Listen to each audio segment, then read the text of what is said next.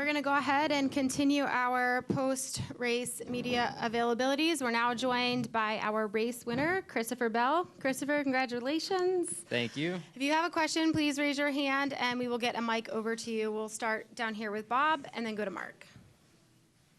Or sorry, Jerry. I don't even know why I said that. And then to Mark. we look so much alike. Jerry Jordan, kickingthetires.net. Just talk about your dominance here. After the race, we were interviewing other drivers, and they said you're the GOAT, and you won this thing yesterday. What was it like out there, and what were your thoughts on the restarts as well? I mean, what race do we want to talk about? Do we want to talk about loud and dry or loud and wet? But it was literally the tale of two completely different events, and obviously the rain completely shook up what was going on track. And in the dry, we started off really well. I was able to get the lead in the first stage, and then Martin really came on there in stage 2. So definitely, I think that we had some room to improve on the dry stuff. Like, I'm not sure that I definitely didn't have the dominant car. And then whenever the wet came, it was just like, we might as well have been at somewhere completely different. And so it was just so fun to get to experience that. Run whatever it was, 80 laps in wet tires and wet, damp conditions. So, just a lot of fun. That was so much fun. We'll go to Mark, and then in the back to Bob, and then to Matthew. Mark Arrow, PR, and congratulations, Christopher. All right, so much happened in this race. It would take you an hour to start and go to the end. What stands out when you think back, okay, what's the things that leap to your mind about the highlights of winning a race like this?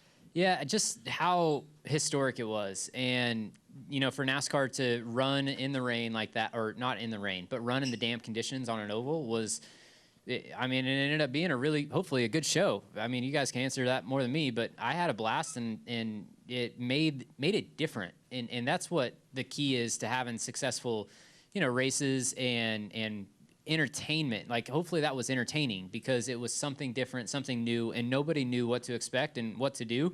And the guys that figured it out the quickest were the most successful. You've now won 3 races this season. You talked about last year we're capable of more, having a 4 or 5 or more win type season. Do you feel like you guys are on the way to a record-setting season for you and a move up where you're going to get the kind of race wins you think this team is capable of in a season? Well, we're certainly on our way, and what sucks is looking back at the races that have slipped away so far in this year. And you look at Coda, you look at Richmond, you look at those are the 2 that really come to mind. But it's pretty easy to start stacking the wins up, right? So it's been a fun ride, and I feel like we're close to hitting our stride, and I'm excited about what's to come. That's for sure. We'll go to Bob, then Matthew, then Jonathan. Bob Hockers, Fox Sports. Did you think you had a good chance if it didn't go back to, I guess, if the rain doesn't come, do you have a good chance to win this race, or is it a better chance once they go to these wet weather tires, and if so, why? Well, it certainly became a lot. My chances got a lot higher once they went to the wet weather tires. We lost all of our track position in stage 3 with the strategies, the way that they played out, all the yellow flags. So early on in the race, I was good, and then Martin got by me, and I wasn't out of it by any means. But then it was going to get a lot harder once we got mired back in traffic there at the start of stage 3. And then whenever the wet weather came in, it really made it anybody's ball game. We'll go to Matthew, and then Jonathan. Matthew Warrens with Northeast Sports News. Christopher, after that restart, we saw guys use the apron, the high lane. Do you feel like that has started to become a trend here? Because last year we saw some guys use the high lane, that third lane here at the track. Yeah, all it is that it's just the old PJ1 residue. Now, not in the wet conditions, but in the dry conditions, that old PJ1 residue, I think that we looked it up, and the last time they sprayed it was like 2019 or something. But nobody had run that line since they sprayed it. And then last year was the first year that it got worked in, and then it came back this year. So we're learning as we're going through the races and the years of what's up with the track prep, and looking at Pocono and Texas and even Phoenix, all of these places that we've used the PJ1 spray, even if they don't spray it, it's there for years to come. So it's remarkable how much grip is up there, and I would expect us to continue to use that lane or into the future until that stuff burns off. We'll go to Jonathan, then to Chase, and then to Terrell. Hi, Johnny Anchors, WSMN Radio. How pivotal was Stevie when you came back from the rain delay and working your way around the track? Yeah, I mean, he was vital, and just kind of coaching me through what lanes people were running. And whenever you're the guy behind, you're able to go on offense, right? And you're able to search around the racetrack, try different lanes, and see what's working. But then whenever you get out front and you're leading, you're able to, or you're not able to see what other guys are doing. So just having him kind of walk me through what lanes are coming and going and where guys are being good and I'm beating them at was vital to win that race today. We'll go to Chase, then to Terrell, and then to Jerry. Chase Volson, frontstretch.com. It ultimately didn't matter today, but how close was the track to being dry and being able to go back on slicks, and how close was it to being too dark to race? It was dark. It was very, very dark, and that was creeping up in a hurry to being too dark to race.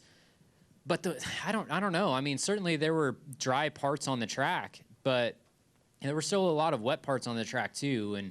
And I can't tell you how far away it was, but in my opinion, I didn't think it was ready for the dry tires yet. Go to Terrell. So how did you attack the track and kind of find the limits once you went back out there? I don't know. Very cautiously.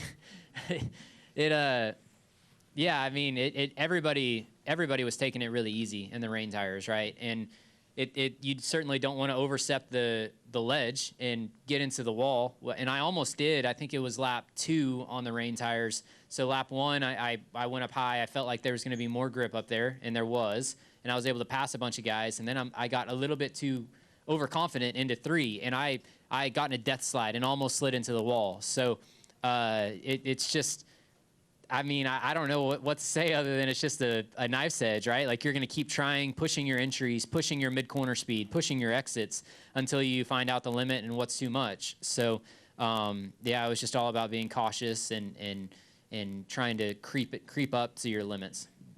Go to Jerry. Jerry Jordan, kicking the tires.net again.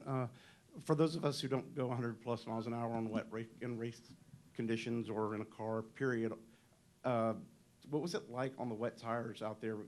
We've heard drivers talk about the slicks, but in wet conditions, what were these tires like? Yeah, they're just a lot of fun. And, you know, what we've lost in the next-gen car of being able to slide the car around and run the car really loose and I can't describe it better than that. But we get that back on the rain tires. So whenever the track's damp, you're able to slide the car around more and drive it, you know, hang it out more, drive it on the right rear more. And it's a lot of fun doing that, for sure.